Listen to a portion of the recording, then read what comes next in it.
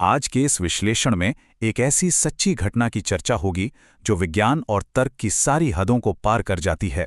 हम कमलेश नाम के एक ट्रक ड्राइवर के साथ घटी उस खौफनाक रात को डिकोड करने वाले हैं जिसने हर किसी के होश उड़ा दिए थे। तो चलिए इस बेहद रहस्यमयी केस फाइल को खोलते हैं।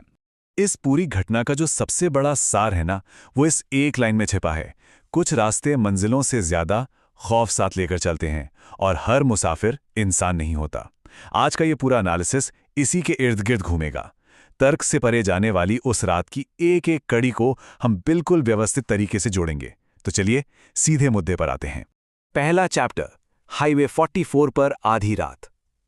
दूर दूर तक कोई रोशनी नहीं, एक थका हुआ ड्राइवर और ऐसा सन्नाटा जहां कोई भी खुद को बिल्कुल अकेला और बेबस महसूस कर सकता है। अब देखिए, इस घटना की टाइमलाइन को अगर समझें, रात के ठीक 12 बज रहे थे। सब कुछ बिल्कुल नॉर्मल था, बस एक भारी सन्नाटा। लेकिन 12:05 पर यह सन्नाटा अचानक टूटता है। सड़क के बिल्कुल बीचों बीच एक सफेद साया नजर आता है और ठीक अगले ही मिनट 12:06 पर टायरों के घिसने की तेज आवाज आती है। ब्रेक लगते हैं और ट्रक झटके से रुक जाता है। वो सुरक्षित और शांत सफर बस उसी पल हमेशा के लिए बदल चुका था। दूसरा चैप्टर, एक रहस्यमयी मुसाफिर की एंट्री। ट्रक के रुकते ही कुछ ही सेकंड्स के अंदर पीछे से एक महिला की आवाज आती है, मिन्नतें करती हुई कि उसे बस शहर तक छोड़ दिया जाए। यहां जो दिमागी कश्मकश है ना, वो बहुत दिलचस्प है।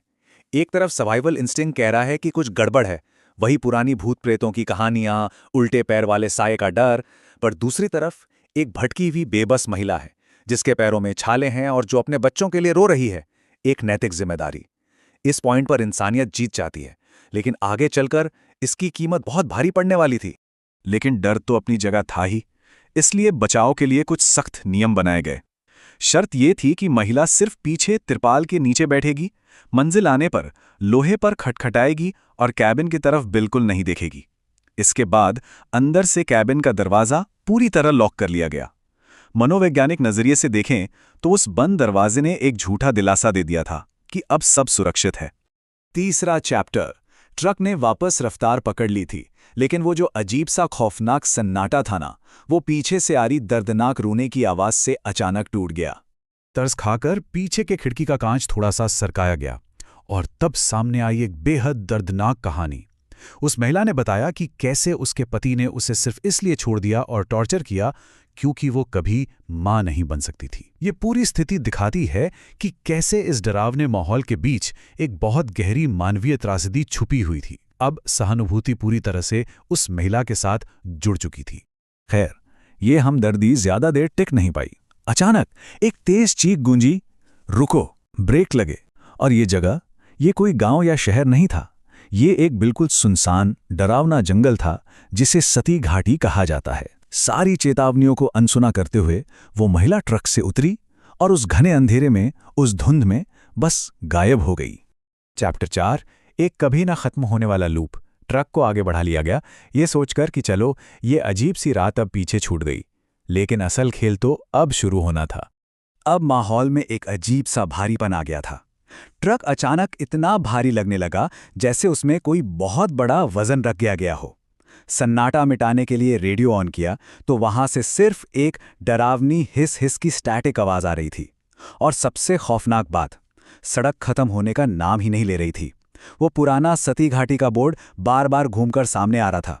ये वो पल था जब एहसास हुआ कि ये कोई आम सड़क नहीं बल्कि एक पैरानॉर्मल लूप है। दहशत इतनी कि ट्रक की रफ्तार 100 के पार पहुंच गई।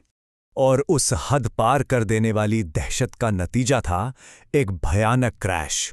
बार बार सामने आते उस सती घाटी के बोर्ड से बचने की हड़बड़ाहट में स्टीयरिंग घूमा और ट्रक सीधे एक विशाल पत्थर से जा टकराया।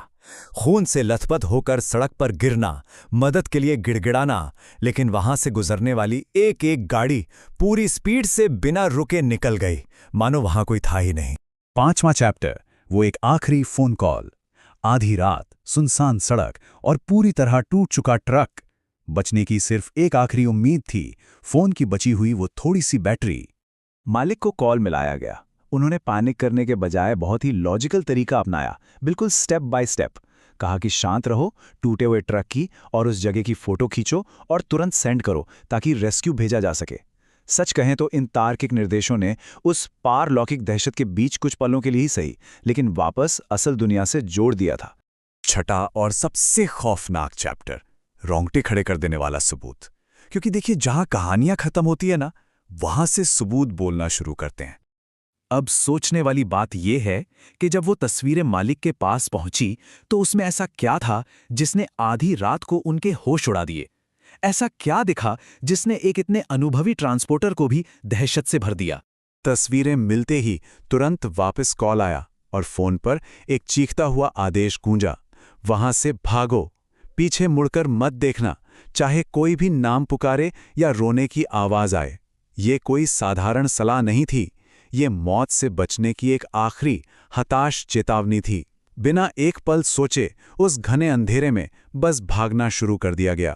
अब उस सच्चाई पर आते हैं जो 2 दिन बाद सामने आई, जिसने हर लॉजिक को तोड़ कर रख दिया। सुरक्षा के लिए जो भी नियम बनाए गए थे, जो कैबिन अंदर से लॉक किया गया था, उसका कोई मतलब ही नहीं था। बिल्कुल नहीं, क्योंकि जब वो तस्वीरें खींची गई थी ना, तो खाली सीट के ठीक बगल में उस बंद और लॉक कैबिन के अंदर एक मुस्कुराता हुआ धुंधला साया बैठा था। वो साया बाहर नहीं था, वो पूरे सफर में बिल्कुल बगल में बैठा हुआ था।